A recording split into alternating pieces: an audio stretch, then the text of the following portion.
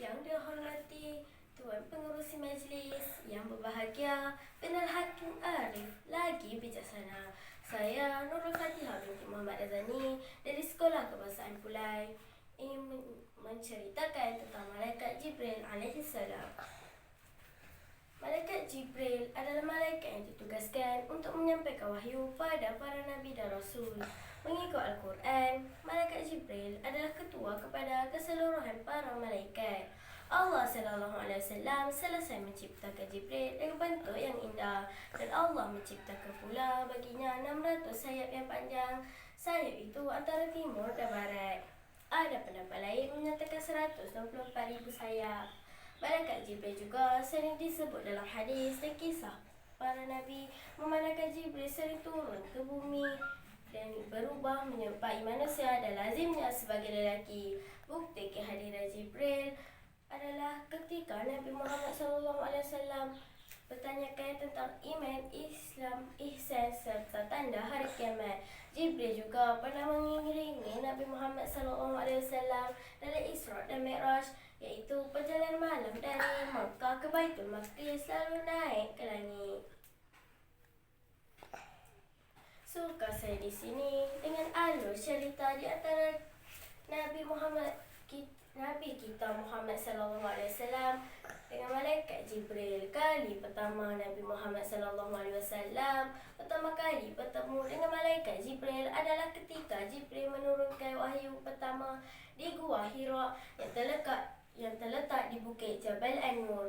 Ketika Nabi Muhammad SAW melihat ke atas, baginda berkata bahawa Jibril sedang duduk di atas kursinya, dan apabila baginda menoleh ke kiri, baginda dapat melihat Jibril, dan ditoleh ke kanan juga, baginda masih dapat melihat Jibril. Ini menggambarkan betapa besarnya malaikat Jibril yang memenuhi pandangan di seluruh langit bumi. Persoalannya, adakah ketika ini Jibril membuka sayapnya? Menurut para ulama, Jibril membuka sayapnya pada ketika itu. Dengan izin Allah, Nabi Muhammad SAW dapat melihat malaikat Jibril untuk kali kedua, dan kali ini baginda dapat melihat diri Jibril yang sebenar-benarnya. Kali ini ia berlaku di Sidratul Muntaha, adalah sebuah pohon besar yang berada di langit ketujuh. Ia adalah pemisah dari sebuah batu di mana makhluk tidak dapat sampai. Ia merupakan tujuan akhir dari perjalanan Isra Mi'raj oleh Rasulullah SAW. Baginda dapat melihat rupa sebenar Jibril di sini adalah ketika tersangat luas. Ketika sampai di Sidratul Muntaha, Jibril menunjukkan dirinya yang sebenar beserta dengan sayapnya yang sangat banyak. Ketika melihat malaikat Jibril membuka kesemua 600 sayapnya, Rasulullah SAW lantas berkata, "Ma'azaqalkuka ya Jibril," yang bermaksud, "Aku kagum dengan ciptaanmu, wahai Jibril."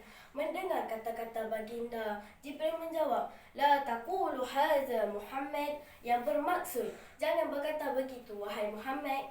Dengan kesabaran Allah SAW mencipta makhluknya, kita seharusnya sedar bahawa betapa kerdilnya di dunia ini, kita hanyalah sebagai hamba di muka bumi. Sekian, wabillahi taufiq wal hidayah. Assalamualaikum warahmatullahi wabarakatuh.